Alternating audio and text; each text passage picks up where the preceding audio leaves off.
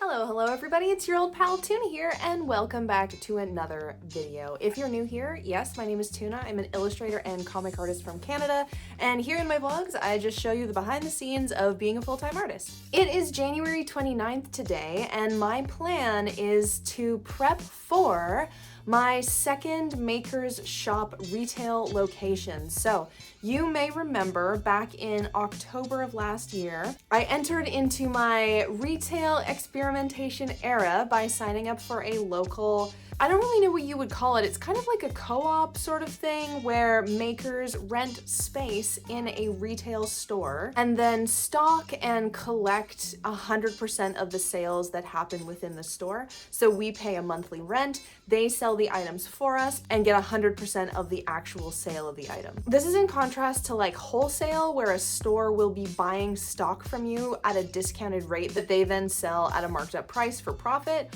or consignment, which is where they don't pay you anything in advance, but they'll keep your items in their store, and then when a sale is made, you get like 60% of the sale and they get like 40% or whatever the deal ends up being. So I think Makers is kind of unique. It's a much higher risk because I pay one way or the other, but it's been an opportunity that I've been glad to seize, and yeah, so if I'm starting up a second location, it must be going pretty well. But we'll get into the nitty-gritty details a little bit later. My plan is to go tomorrow to go set up my actual vendor area in the store. So that means today I have to get all of my inventory packaged and labeled. And then as well, I have some retail display stuff that I need to tunify a little bit, which means I'm gonna pull out my can of yellow paint and paint everything yellow because that's just how I roll. I've kind of been dawdling today. It's a little after 2 o'clock now, so I will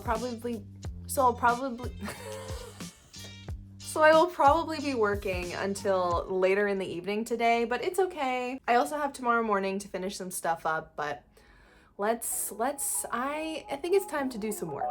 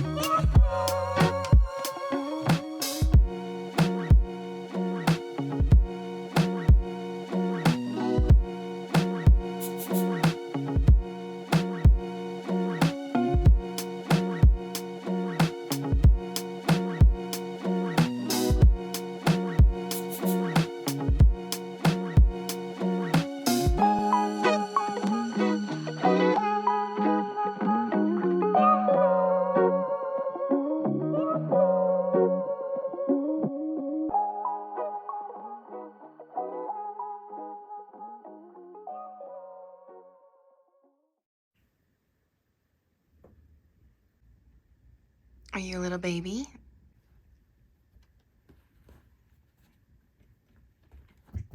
Good morning, everyone. Next day tuna here. It's Tuesday, January 30th now. Today I am going to do my setup at Makers, but yesterday I ended up just being completely bagged after I finished painting those two things. But I knew that I had this morning to get stuff done, so it's fine. I have already organized all of the merchandise out of those boxes you saw yesterday, so I've pulled the sticker sheets that I want to stock, the prints that I want to stock, the individual stickers, and I still have to sort through my enamel pins and my tote bags. But for the most part, I feel pretty good to go. I also went ahead and did all of the printing that I had to do, including doing the backing cards for the enamel pins, the signs for my display, and then all of my price labels that I do. And the Makers brand shops have like a specific way that you set up your SKU so that they can find your items in the back end of their system. So I've done all of that, printed out more than I need, no doubt, but it's, you know, they're the same across the two stores. So it's kind of nice now. I'm doing half of the work. Well, I'm doing all of the work, but then it can be separated into two different outcomes, if that makes sense, because I can do it for the two different stores. Anyway, I figured while I stick on the back the stickers on the backs of these where necessary, we can talk about Makers itself. So as I mentioned, this is the second Makers location that I am now moving into, and the first one is in a shopping mall, whereas this one is in kind of like a outdoor shopping center slash touristy area, I guess you would call it.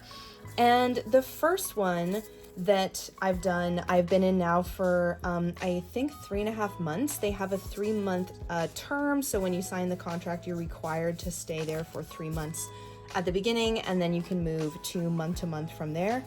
And I was lucky in that I opted to sign up when the store opened, and the store opened in October, which meant I could do the holiday season to be a big part of my 3 opening months. When the store first opened, it was pretty busy for the first 30 days, obviously like a new store, lots of new customers, stuff like that.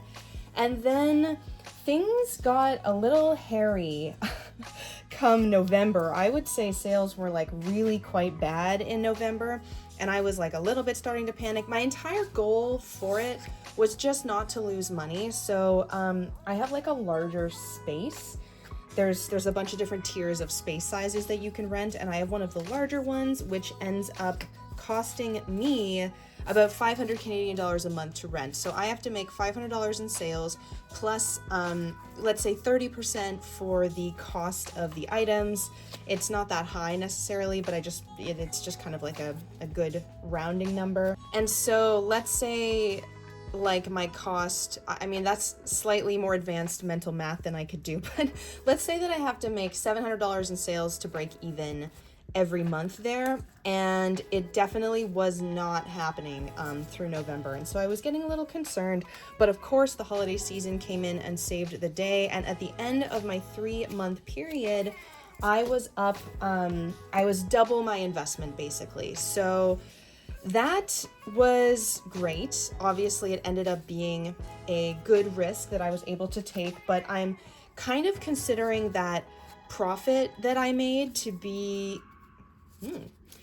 basically be a advance investment on what will probably end up being losses going forward. And now that I'm on kind of just like month to month, the risk is way lower, and if I have say like 2 months of being in the red back to back, then I can make the decision to pull out of Park Royal. But I don't want to do it prematurely, because once I'm out, I'm out. I'm like not going to be able to get back into that location, so I want to be really sure that that's the direction that I want to go in. Now here in Vancouver, there are quite a few locations of this Makers brand. I think there are somewhere around 10, and then there are some locations now in Alberta and Ontario. But the thing is I don't drive, as we've been over before, and so it's very difficult for me to be going and restocking at pretty much any location that isn't kind of within like a 30-minute transit for me. And so when the North Van location, which is the city that I live in, reached out to offer me a spot in that store, which was like towards the end of last year, it's basically the only other store in town that I could, damn it, I hate it when I stick the stickers on the wrong side, drives me crazy. It's the only other location that I could really do for the Maker's store at the time, as of right now. So I decided to jump on the opportunity, even though I feel like overall, from a profit standpoint, it's not the most profitable thing. And again, as long as I'm breaking even across the board, I don't really mind continuing to be a part of their ecosystem, because it has already proven to be very good marketing for me at the markets that I've been doing in person and that I do all year round around here. I've had people say, oh, I saw your stuff at Makers, or I bought something at Makers. And then I even know that there's some people who jumped on my sticker club after buying some stuff at Makers, or who became YouTube viewers, or people who are following me, maybe people who end up commissioning me for a pet portrait. So at the end of the day, that lack of financial, I guess I'm just trying to say that there's more to benefit from than just number go burr, which is kind of like the point, but you want all the numbers to go burr. You want the whole number to go burr, even if some of the other numbers are not burring as hard. I'm sorry that I keep saying that, how unbelievably cringe of me. But yeah, I'm really excited to move in today to this second location. I feel like I've kind of gotten a hang of how often I need to restock, what restocking looks like, how much time it takes to restock. I'm trying to keep it so that I'm not doing any more effort than I need to, especially with considering the profit being kind of questionable. I do still think that retail is a place that I would really like to start focusing more of my attention on. It's such a great way to generate semi-passive or even fully passive income, and passive income being like stuff that doesn't, making money without having it reflect 100% like the effort that you're putting in, if that makes sense. I think there's like a better definition of it somewhere, but basically, if I can be making money selling stuff in stores, then it's just, it's a little extra something, and I can rotate stock more frequently and get my name and exposure out there more. So I am going to start reaching out to more retail opportunities. I did submit like a application, I guess, for Fair, which if you're a fellow creator, you've probably heard of it. I had it recommended to me like well over a year ago by a fellow vendor, and then I was like, yeah, I'll get around to it. And now this year that I want to do more retail, I have submitted an application. And what it is it's kind of a middleman for connecting small businesses with retail vendors. And I don't really know exactly how it works, but I believe like they're taking a little cut, so you just mark up your prices accordingly, but that you're not actually dealing with like Fair, you're not sending Fair merchandise that they're sending then to vendors, you're dealing directly with vendors. And yeah, I want to just look into it, hopefully make some connections that way, we will see. And then if you know me, which you might at this point, it's been a while, been getting to know each other over the last year, I have no shame. And so I don't mind sending cold emails to businesses to see if they'd be interested in stocking my stuff. I have no problem getting a no or a maybe later in reply. So I have started to do that. I think obviously I'm not just gonna spray all over the place. I'm gonna be careful about who I apply to work with and make sure that my merchandise is stuff that I feel will do well in their store or that might connect with some of their customers. So those are some of my retail goals going forward. Again, very loosely constructed at this point, and still testing the waters. I have a lot of friends who are a lot more experienced with this sort of thing, so I will hopefully reach out to them and get a little bit of their advice. and hopefully I will be able to share it all here with you. But yeah, for today, excited to finish all of this up. I am, as you can see, adding the branding to the back of all the stickers that I will be selling there, because when people take one home, there is no information about where it came from if they don't take a picture of the QR code in the store. But I'll just finish up all of this stuff, and then later we will head down to Makers and start setting up. I'm excited.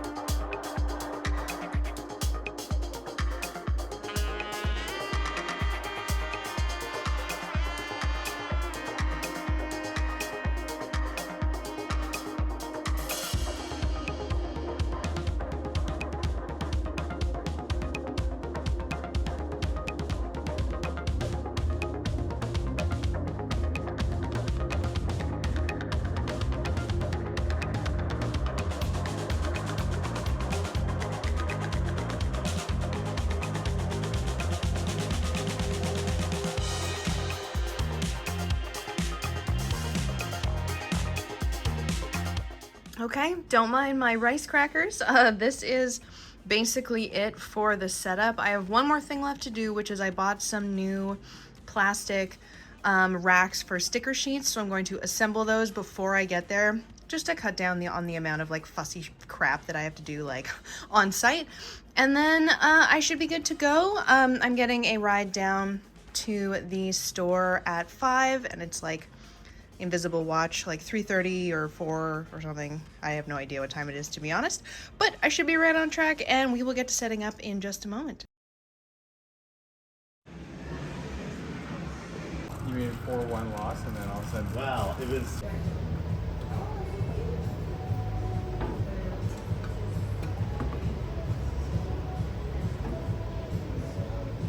Check these out.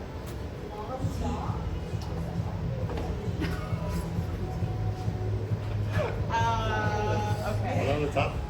I trusted in the heart of the cards, and I was punished for that. It's made of hard plastic. Yeah.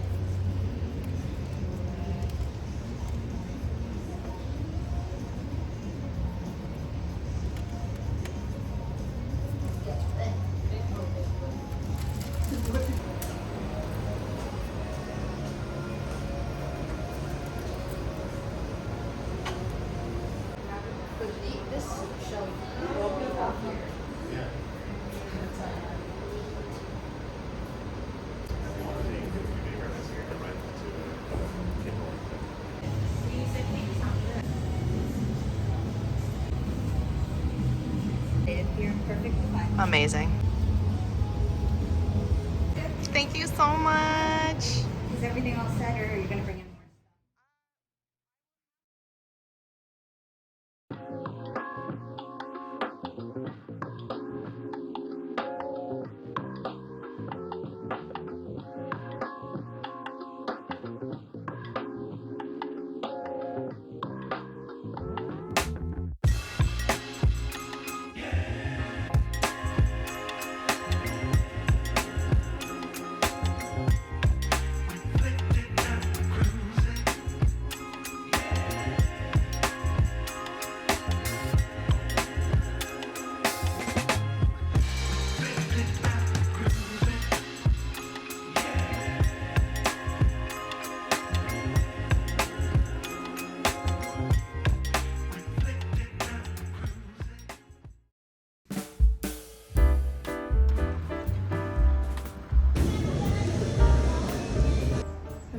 painting gardens lately. Love. So I just do like a big old smear of greens first and let it dry. Is it like from a reference or from a couple references or? From somebody else's photo reference. Yeah. Because they're just for me to have fun. Yeah. Otherwise, I go and take my own photos. Yeah.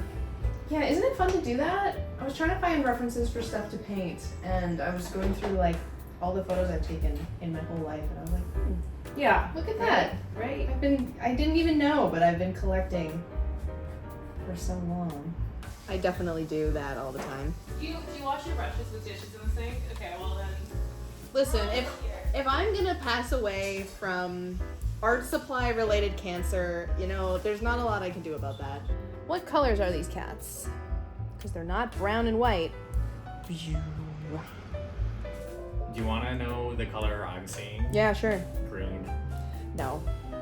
If you like share spaces, there's a lot of options that start at like $100. Like if you just want like a desk in a room with like a bunch of other people and stuff, it's really pretty accessible. We played this game where you get a card of some like esoteric, like crazy creature with all the different features. You get to look at it for a minute, and you put it down, and you have to describe it to the group of people. people. Okay. And then everybody has to draw it based on your description. I'm the only one who sees it, and it'll be like a 2-headed porcupine with duck feet, and it has an antenna coming out of its ass, and it's somehow triangle shaped, like, or something super like crazy like that. And then how does it work? You vote. Like I pick who I think is the most accurate based on my memory. Okay. I write it down secretly, and then everybody votes looking at the picture. And if my memory matches the common vote, right? Is that how it goes? Then we both get a point. That's so convoluted and amazing. It's not that convoluted in practice. Okay. Yeah, once you play it, you're like, oh, it was my That sounds like so much fun. It's fun. Anything drawing is fun. Was that, you don't have it though, someone else had it? No, that was Lisa's. Lisa, of course, another artist. Thank you so much for joining me again this week in today's video. If you did enjoy, I very much appreciate a like. If you would like to see more, consider subscribing to the channel. I have new uploads every Sunday. And if you're new here, please go check out all of the videos. I've got like over 80 videos now on my channel, so there's plenty of binging to do. I thought this week was a little bit extra fun, extra special. I'm glad that I was able to film a lot of that for you. And if you have any questions, comments, concerns, please leave me a comment down below. Otherwise, it's time to thank all of these super cool people who are over on my Patreon, helping to support the channel, helping to support my small business as a little artist here on the internet. Some of them are subscribed for $1, where you get extra podcasts, videos, digital downloads, stuff like that. Some of them are paying a little bit more for mailable rewards, including sticker sheets, prints, all kinds of fun stuff. But I love all of them equally, and I'm so grateful that they are here, because without them, this channel wouldn't exist. I wouldn't exist. My hair probably wouldn't even look like this. And if you do enjoy what I do and you have a couple of bucks to spare, please visit the link down in the description below. Consider becoming one of these people and getting your name in the cool scroll. But I know we can't support every creator that we enjoy online, so I just want to thank you so much for making it to the end of this video, and I hope that you have an amazing week. Stay sparkly, don't let the cruel world dull your shine, and I will see you next time.